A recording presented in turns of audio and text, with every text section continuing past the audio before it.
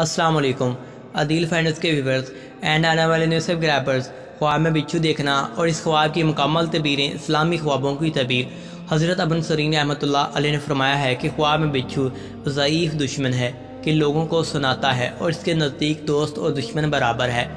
اگر کوئی خواب میں دیکھے کہ بچھو نے اس کو کاٹا ہے، دلیل ہے کہ دشمن اس کو برا کہے گا اور وہ اس سے رنجیدہ ہوگا۔ اگر دیکھے کہ اس نے بچھو کو مارا ہے، دلیل ہے کہ دشمن پر فتح پائے گا۔ اور اگر دیکھے کہ بچھو کو مارنے کے بعد پھر بچھو زندہ ہو گیا ہے اور اس کو تکلیف دینا چاہتا ہے، دلیل ہے کہ دشمن پر فتح پائے گا اور پھر دشمن اس کا مقابلہ کرے گا۔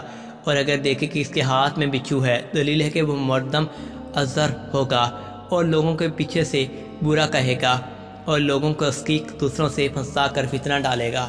اور اگر دیکھے کہ بچھو کو پکا کر کھایا ہے یا بھون کر کھایا ہے، دلیل ہے کہ اس قدر دشمن کا مال کھائے گا۔ اور اگر دیکھے کہ بچھو کو منہ سے رکھ لیا اور کھایا ہے، دلیل ہے کہ دشمن اس کے گھر میں ہے اور اس کے ساتھ نشست و برخاست رکھتا ہے۔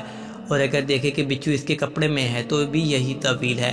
حضرت جابر مغربی رحمۃ اللہ فرماتے ہیں، اگر دیکھے کہ بچھو سے ڈرا ہے اور اس کو بچھو نے کاٹا ہے، دلیل ہے کہ دشمن سے دکھ پائے گا۔ اور بعد اہل تعبیر نے بیان کیا ہے کہ عورت سے جمع نہ کر سکے گا۔ اور اگر دیکھے کہ بچھو اس کے پیراہن میں ہے، دلیل ہے کہ دشمن اسے نقصان پہنچائے گا۔ اگر خواب میں دیکھے کہ بچھو اس کی شلوار میں ہے، دلیل ہے کہ دشمن اس کے عیال یا اس کی کنیز سے فساد کرے گا۔